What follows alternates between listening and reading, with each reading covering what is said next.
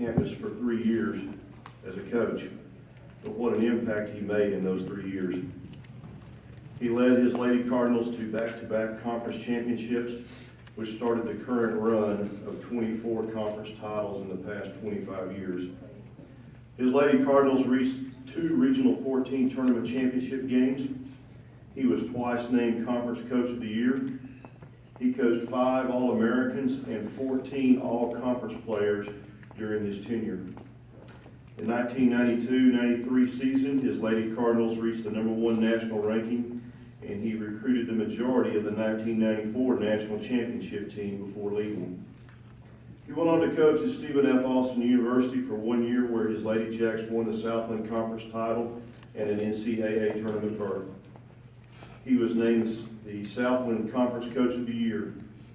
He spent 4 years at Blinn College, 2 years coaching the women's basketball program, and 2 years as the men's head coach. While there, he turned Blinn into a 20-game winner and took the men to a regional tournament appearance. He then went on to the University of Houston, where he served as the women's head basketball coach for 12 seasons. He is the winningest women's basketball coach at the University of Houston with 193 wins. His team made 3 WNIT appearances and 2 NCAA tournament appearances. In 2004, he was named the National Coach of the Year by the Associated Press, Basketball Times, U.S. Basketball Writers Association, ESPN.com, and Conference USA. His 2004 season was a record-setting season with his Lady Cougars, who were 28-4 and a number 4 seed in the NCAA tournament. In his 20 seasons, he compiled 331 wins. Ladies and gentlemen, the late Joe Curl. Accepting this award is his wife, Lesa Curl.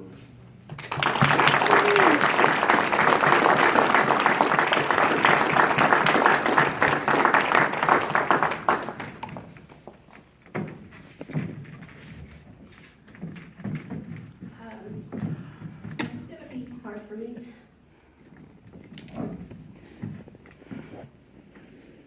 Joe would have been ecstatic over this. He never really expected anything from any place. He just loved what he did and the people that he worked with. When Benny called, I couldn't do anything but cry. He always remained a wonderful friend to Joe. And Joe never forgot all the people here at Trinity Valley.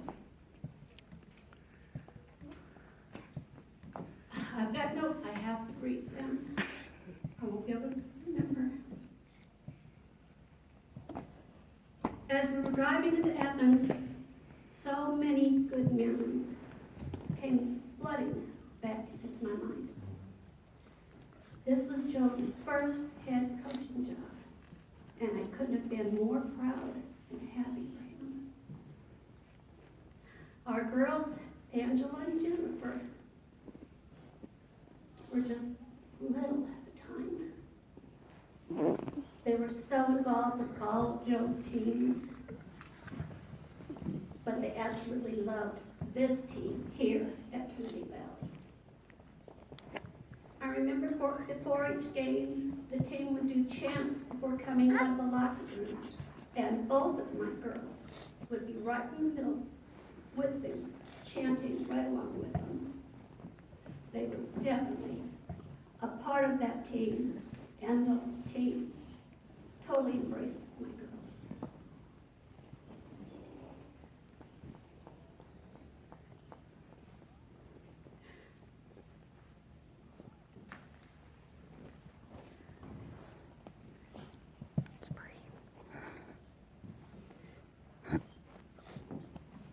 Joe would always make a point to get his team involved with the community.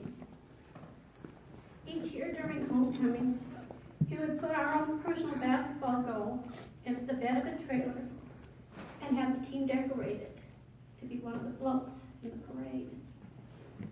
The team had a blast playing music, shooting hoops, and throwing candy out to the crowd.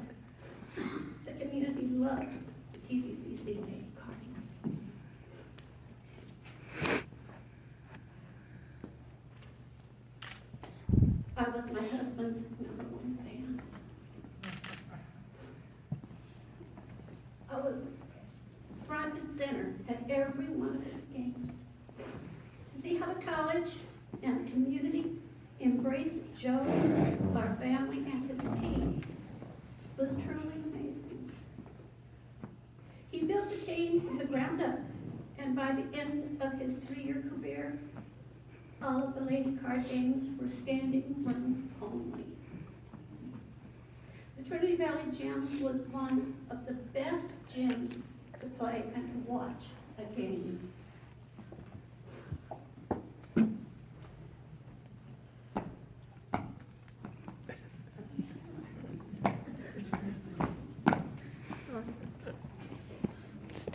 Joe was never about receiving accolades. His goal was to teach and coach his student athletes how to be successful in the classroom, on the court, and more importantly, in life. When he took a job, he looked at it as a challenge. He liked to take a program built from the ground up and leave it a powerhouse for the next line.